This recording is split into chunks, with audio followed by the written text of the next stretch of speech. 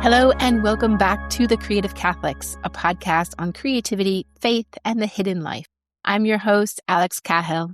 Before we begin, I want to thank Marie Miller for her music for our intro and outro, and a huge thank you to Riverside that we used to record this episode. If you're interested in recording podcasts, editing audio files, Riverside is fantastic for using their tools to eliminate background noise, which is super helpful if you have kids running around and playing in the background, like I do right now. I am so excited for today's show, and I think even more excited than me are my young children who absolutely adore this author and his books. Today on the show, we have Dr. John Wood, who is an eye doctor and the owner of the nonprofit ministry Extraordinary Mission.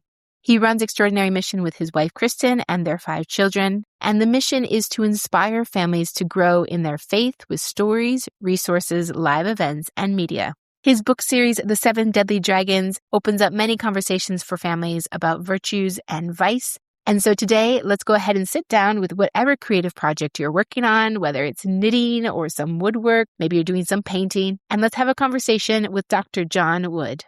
Thank you so much for joining us on the podcast today. Sure, absolutely. I'm so happy to be here. Thank you for having me. I want to ask you just a few questions, first of all, about obviously your books, but then also expanding out further into the entire mission that you have going alongside the books as well. But first of all, where did the idea for the 7 Deadly Dragons come from? Yeah, so the 7 Deadly Dragons, they represent the 7 deadly sins. And so my wife, Kristen, and I, we've had a ministry for quite a while called Extraordinary Mission, and our target is to reach young parents and help them pass on the faith to their kids and in exciting and innovative ways. And I have 1 son and 4 daughters myself. And many years back, we were in a bookstore, Catholic bookstore, and saw this book called Dragon Slayers. And my son was kind of enthralled by the pictures. It kind of captured his attention, and all my kids really liked it. And so we really kind of developed a theme of dragon slaying as overcoming our sins and temptations. And in our ministry, to reach those young families, we do a lot of sacramental retreats for first grade or second graders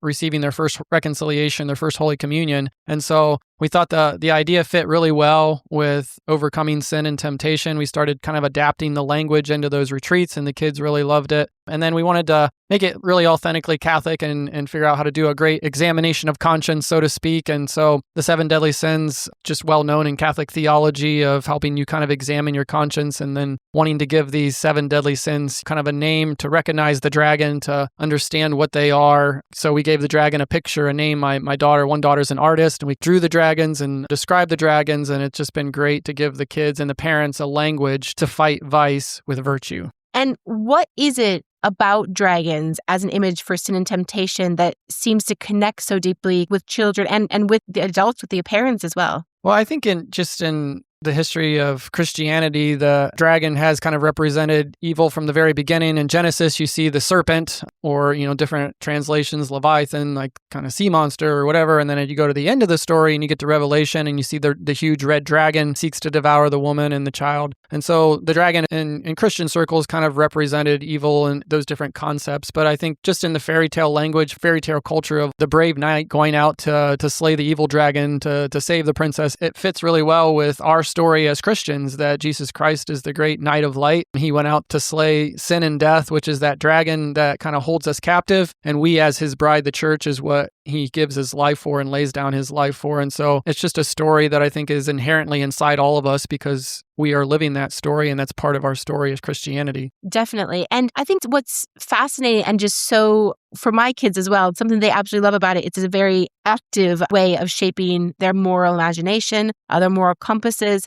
Why do you think stories form us so deeply in ways that direct instruction can't? Yeah, I've heard many different versions of the quote that if you want your kids to know the truth, tell them the truth. But if you want them to remember the truth and love the truth and live the truth, tell them great stories. We remember stories. I don't know how much stuff I read in all my education and textbooks and things like that, and it's great information, but you tell me a story, I'll probably remember it for the rest of my life. It reverberates me, it kind of sticks with me, so to speak. And Jesus used this teaching method himself. He told a lot of parables. He told stories to help you remember the truth. And so even if a story is fiction, so to speak, it's true in the sense that it teaches you truth. It teaches you good versus evil, right versus wrong, virtue over vice. It helps us to live out our faith in a way that is real. And so I think that kids really respond to stories. They remember stories. And when you give them an image and a name that they can remember, I always say, if you can identify your dragon, you can slay the dragon. And that's why we examine our conscience. We identify our sins and our temptations, and we can recognize them. We can overcome them. And so I think stories really give them a picture. They give them an image. They help spark their imagination and spark that excitement inside of us that wants to go out and slay the dragon and live an adventure and accomplish a great goal. One thing I really love about the work that you're doing, both in the books, but also with your extraordinary mission, is that it makes virtue feel very active and very adventurous, which I think sometimes when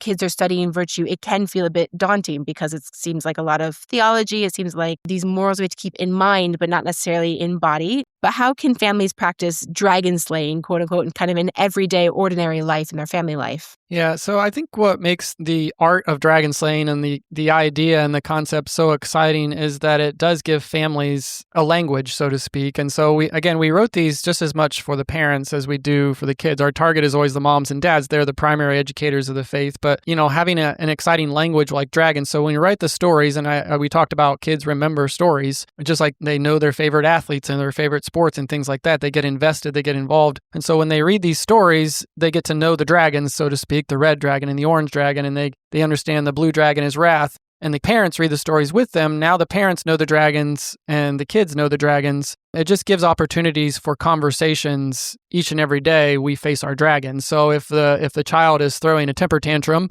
then that's the blue dragon of wrath. And really the parent just has to name the dragon. If the kids know the dragons, just name and, hey, the blue one's getting you. And the kids know that forgiveness and peace slays wrath, and they don't want to lose to the dragons. And again, it's that excitement and adventure. You're giving them a challenge. You're giving them a mission that they want to go out and slay that dragon. And so I think it's just really powerful to be able to recognize, both parents and kids recognize the dragons. It just opens up those conversations so naturally when the dragons do show up and you start seeing them and recognizing them. Not to shame our kids or not to make them feel guilty, but just to examine your conscience and fight them. And we all struggle, parents and kids, we all struggle with these dragons, and when we can hold each other accountable and we can go on this great adventure as dragon slayers when we recognize and name them. The other thing as well that really stuck out to me too, especially in the podcast when they start to do the naming the dragons, is this idea that actually any action could potentially have multiple dragons attached to it instead of just one. And that idea of being able to name them, how do you think would be the best approach for parents if they see multiple dragons coming out at one time from one action? What have you experienced, or what would be the best approach for parents creating that conversation and opening that conversation with the child about those different dragons? In each book, we have a dragon slaying maxim. And I think I like rhyming and I like those kind of words. And so one of the maxims was to kill the fruit of the dragon, you have to get to the root of the dragon. And that's what we're really trying to do. I'm an eye doctor is my regular vocation. And, as a doctor, when you're trying to solve a problem, an injury or an illness, then you have to get to the root. You have to know what's causing this. Is it a virus? Is it a bacteria? Is it an injury? Or is it multiple things? And it could be, and I always say dragons are pack hunters. They kind of work in groups. And so it's rarely just one dragon. But I think teaching kids to get to the root of the problem and recognize the dragon can help them kind of dissect each issue and problem that they're going through. And so I can say especially with parents, the blue one and the orange one are very popular when you have multiple kids. So orange is envy and blue is wrath. So a child may get envious of their brother or sister's toy or what they got for Christmas, or they think mom and dad likes them more.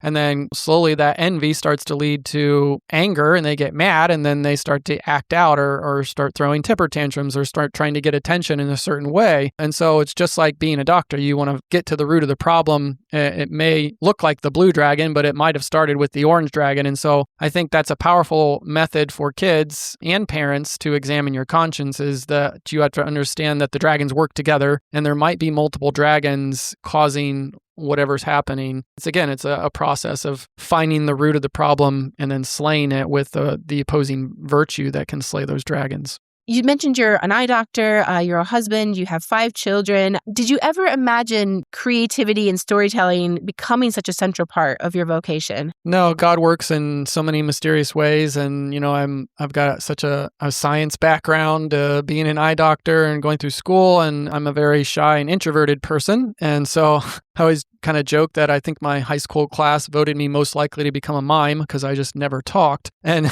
now, God sends you out there and you never know if you say yes, put me in, coach, put me in, God, whatever you want me to do, I'll do it. You just never know where he might send you. And so now, ironically, I speak to thousands of people live every year, and I have a podcast that all these people listen to, and I'm writing stories, creative stories, fiction stories. And granted, that takes a lot of help. My whole family was involved in writing the stories and all the creativity. But I think it is a great lesson and humbling lesson for me that God can do whatever he wants. And so I think I would have thought of myself as the last person to be doing public speaking and writing and all those kind of things. But the Holy Spirit is amazing in how he can take our simple yes and just make it grow. And so I would just encourage everybody out there to, sometimes God might nudge you in a direction you don't want to go, but I've never regretted listening to that. God's plan is always better than our plan. So you're saying that it was kind of a whole family effort to build the stories, build the story world. When you were building your mission, did the stories kind of come first, or did the whole idea of dragon slaying come first and then the stories developed out of that? Yeah, the stories developed out of the mission. And so I have a few other books that I've written in the past, mostly nonfiction books.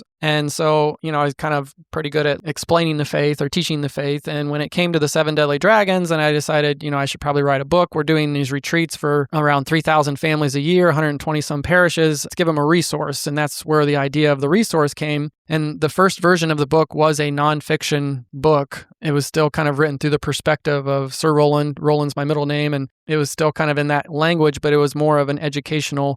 And the early feedback I got from parents was kids love stories. They remember stories and they like stories. And writing fiction is just a whole different world. 2 of my oldest daughters are fiction writers. They love to write. They're very creative, better than me. So they could take my bland sentences and they could turn them into very visual imagery. And then, like I mentioned, my other daughter is a great artist to kind of put a picture to those words and draw those images of the dragons and the saints. And then editing, my wife and my other daughter did a lot of the editing. And so my son drew some pictures of the weapons and the armor. And so I think why the stories are so effective and powerful is because we're trying to reach families, and we are a family. And so it's a story created by a family with all of our struggles, trying to help other families overcome their struggles and use their gifts and talents as well.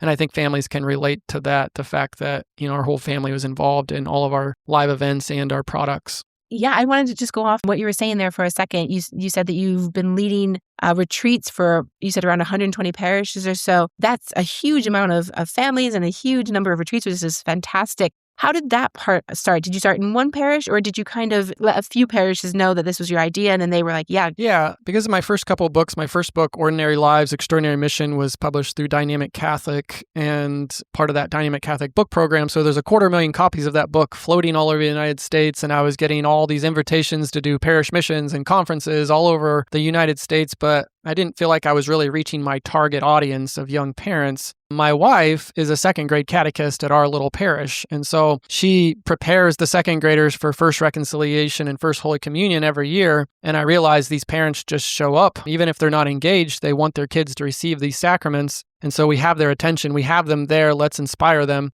And almost every parish in the country does a 2nd grade retreat. It's just that most of them try to do it themselves. And so we felt like we could offer something, world-class retreat. And so it started in our own little parish. We did it for our parish. And then some of the surrounding parishes, it grew to 4 parishes and then 10 parishes. And then in 2021, we were in the OSV Innovation Challenge. Our Sunday Visitor held like a challenge for innovative ideas. And we made it to the finals in that and gained us a little more exposure. And so it just kind of kept growing to the point now where, like I said, we have over 120 parishes and we're maxed out pretty much. We do retreats every weekend of the school year, I think 27 different venues, and then the parishes just kind of fill those venues. And so another God thing that just started small and it just kept growing and growing. That's amazing. So when did you start the retreats initially? Was it before COVID or was it after? It was before COVID, so probably in 2018 and 2019, just very locally with the, surrounding parishes. But it was interesting because up until COVID, I had been doing parish missions, especially during Lent. I was booked out pretty much every week of Lent, which is really hard on my family to travel and do those. And it was really interesting because before COVID hit, I looked at my schedule and I was like, wow, this year in 2020, I just don't have anything scheduled. It was just really weird.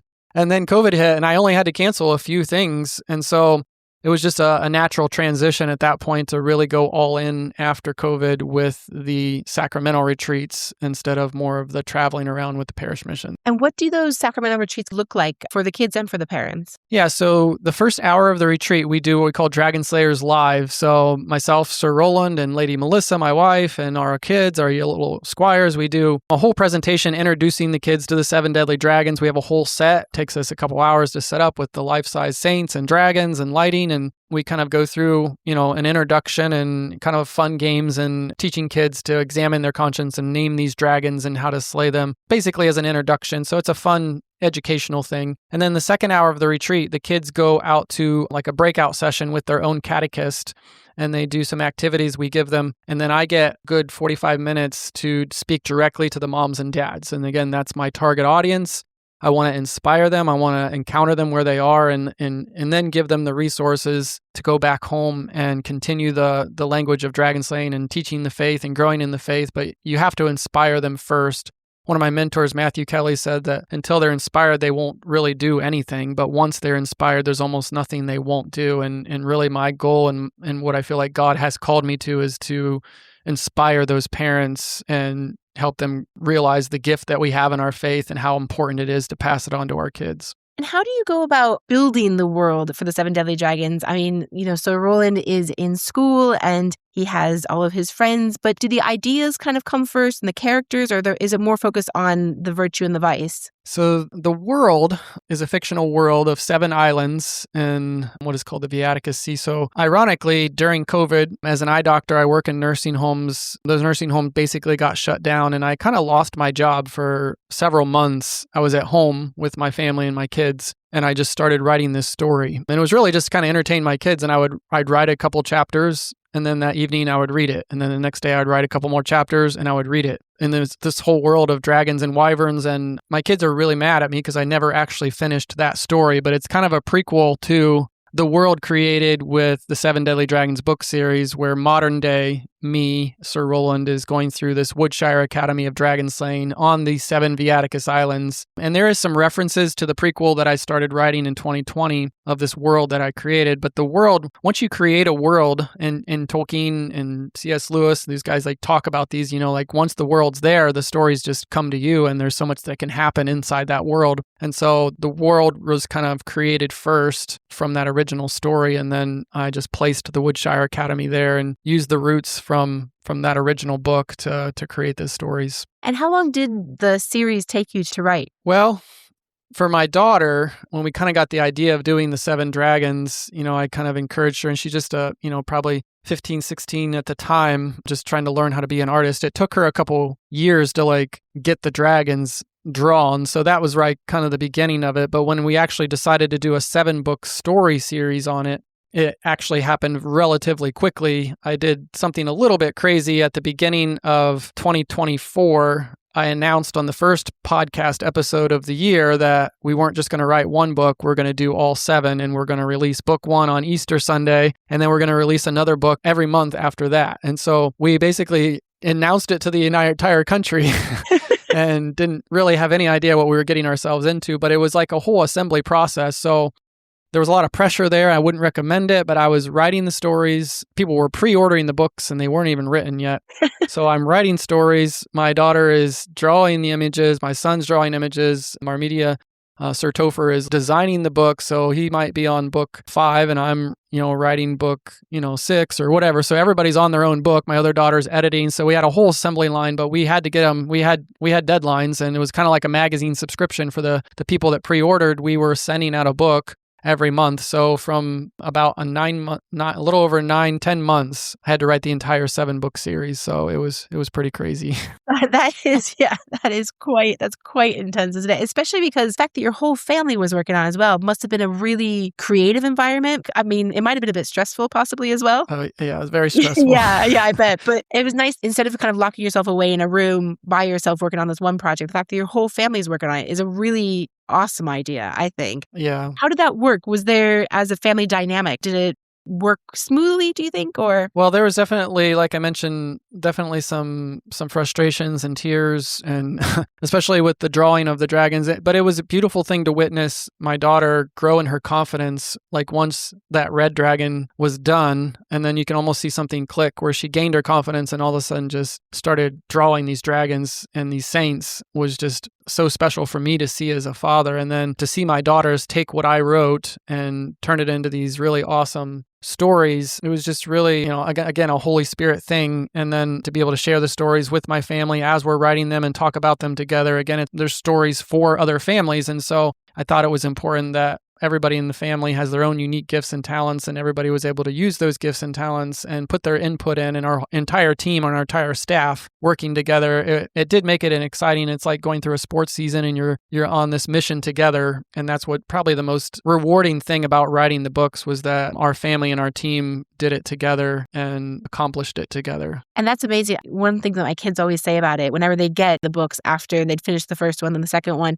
and they'd always say how the dragons had such different characteristics. They felt like the dragons had their own characters. And that was purely based when they first got the book on the illustration of the dragon. So kudos to your daughter. It was something that I actually didn't even pick up on until about the second or third book in. When my kids were talking about it, they were just saying, like, look how different this dragon is compared to this one. And then it really fits that vice because of X, Y, and Z. And I just thought it was interesting because in my head, I was, oh yeah, all the dragons will be the same. They'll just be different colors. But definitely not. Like, they definitely have their own characteristics and attributes in the drawings as well, which I thought was amazing. Thank you for pointing that out, because that was really her goal, is to give them a personality, in a sense that they have a personality. And if you read the description, every book starts with, these words that a lot of them I don't even know what they mean. And they're like very descriptive and lots of these adjectives. So my daughter, what she did was, and she's very more descriptive than I am with her words, but she wrote that down first. So if you go read the beginning of each book, that's what she wrote. And then to give the dragon the personality and all that stuff. And then she used those words to create the image.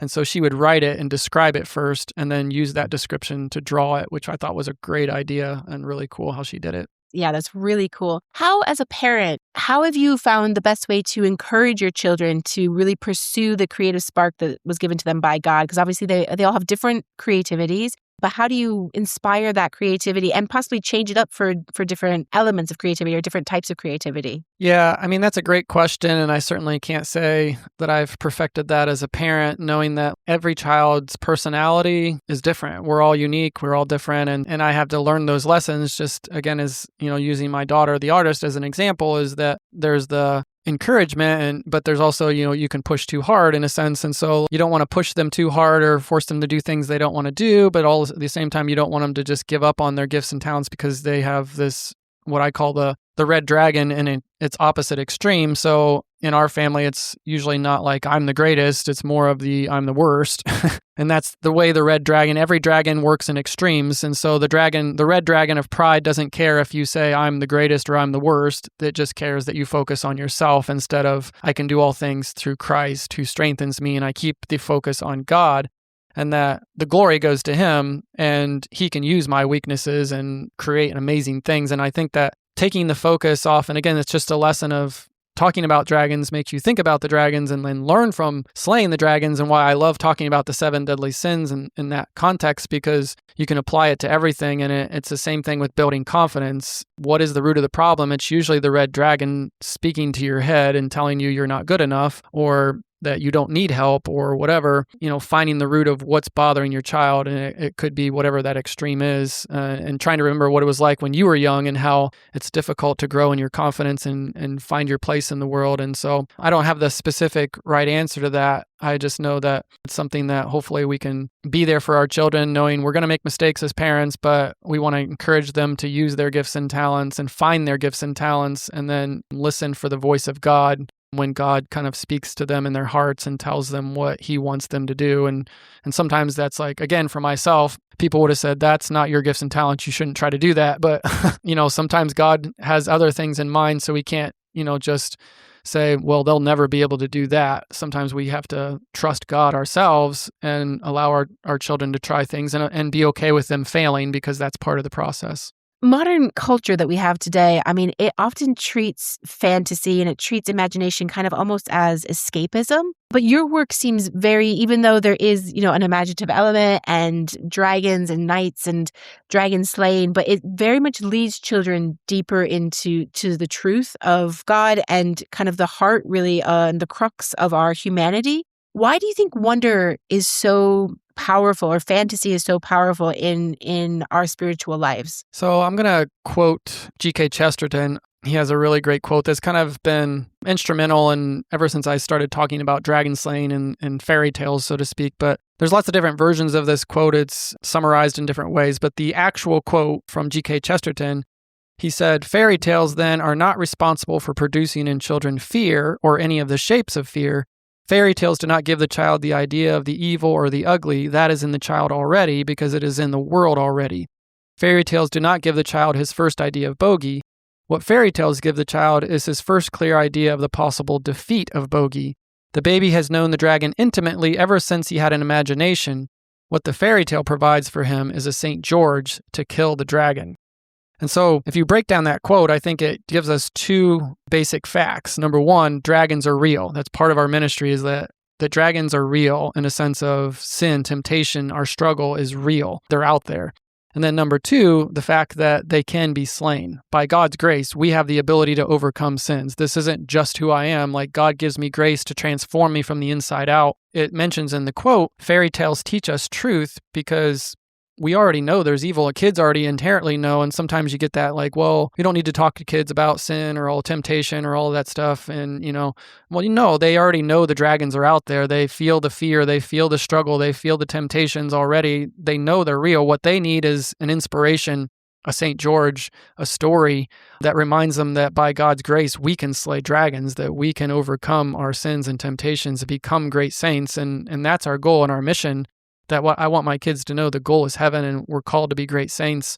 And the dragons are basically what stands in the way. And so we want to go out there and slay those dragons and overcome those obstacles. And I think fairy tales give us the inspiration, or stories give us the inspiration that it can be done and remind us of that truth very clearly. And of the 7 deadly dragons that are in the books, but obviously in our own lives, do you think that there's one in particular that families are struggling with in modern culture the most? Again, I think they're pack hunters, and certainly red is the first and deadliest of all the dragons. They're called the 7 deadly and the 7 capital sins because they're the root of all sin.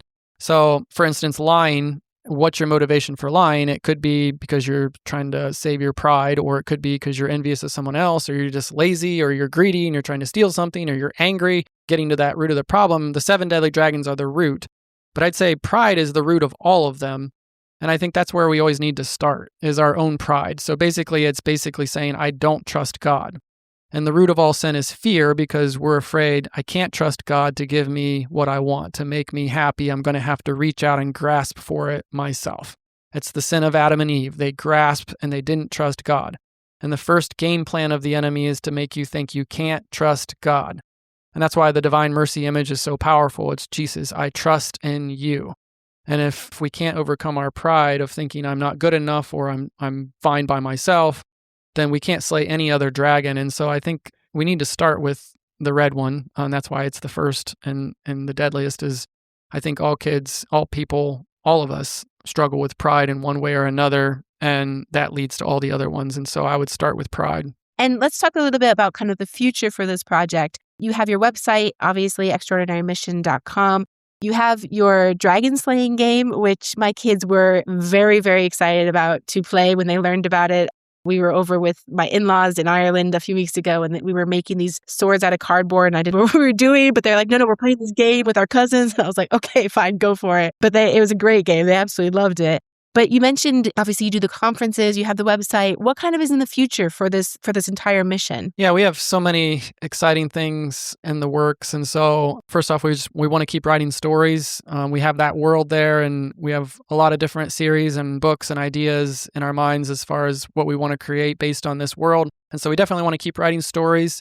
So physical resources are an important part of our ministry. The books, the games, like you mentioned, Trader Tag. My kids came up with that game, by the way, and so I just put it in the story. And so finding creative, fun ways. So those physical resources are important. We want to continue doing the live events. Again, we're maxed out as far as like our retreats and what we can do in our area, but we're looking for ways to expand and share, how to slay your dragons all over the country for parents and kids. And so we're looking at ideas on doing that. And then we want to have an online presence. And so we have a streaming platform, www.dragonslayers.tv, where all of our events, our podcast series that we do over the years, we have different series on there. Dragons Around the House, a very popular podcast series where, you talk about the everyday dragons you face, and they're very funny, but they're very practical. And so the streaming platform, we're creating hopefully a world-class, vacation Bible school. We're trialing it this summer, and we'll launch that nationally next year. And so we'll have a whole website for that to people to go on there, create crafts and snacks and games, and just make the whole dragon slaying thing come alive. And so we have a ton of ideas and potential for those three main things: physical resources, live events, and online presence. That's so exciting and encouraging. So thank you for those. One last question quick before we wrap up. What would you say to parents? Because the world today is very difficult for young parents, but even, parents of teenagers, college students. What would you say to parents who feel intimidated about kind of creating a culture of beauty and of tradition and of virtue in their homes? Yeah, I'd say just remember the first dragon slaying maxim from the first book that we do on the red dragon. And that's where it all starts. Is one sentence, I think, sums up Catholicism and parenting, which is just to try your best and then trust in God's grace to do the rest. We want our kids to be able to recognize, like you said, goodness, beauty, and truth. And so we have to understand that dragons represent everything that is evil, false, and ugly. And there are a lot of dragons in the world, and it can be scary to live in. But by God's grace, if we as parents keep trying our best to introduce the goodness, beauty, and truth in a fun, engaging, and exciting way, if we love God with all of our hearts, the chances are our kids will love God with all of their hearts. And so we just have to be that role model, that witness, and then try our very best, and then trust God's grace to do the rest. And that takes a lot of the pressure off that we're not going to be perfect. We're not going to be perfect parents. We're not going to always say the right thing or do the right thing. But we're going to try our best, and we're going to love God with all of our hearts. And our kids are going to see that, recognize that, realize that we're human just like they are, and we need forgiveness and healing just like they do. And those sacraments give us healing and grace and mercy. And we don't have to be afraid, because God's going to form us into the saints that He created us to be if we just keep saying yes and showing up. That's great. Thank you so much, Dr. Wood. Sure, no problem. Thank you for having me. It was great speaking with you today. And thank you to all of you for tuning into this episode. Until next time, stay creative and keep making what matters most.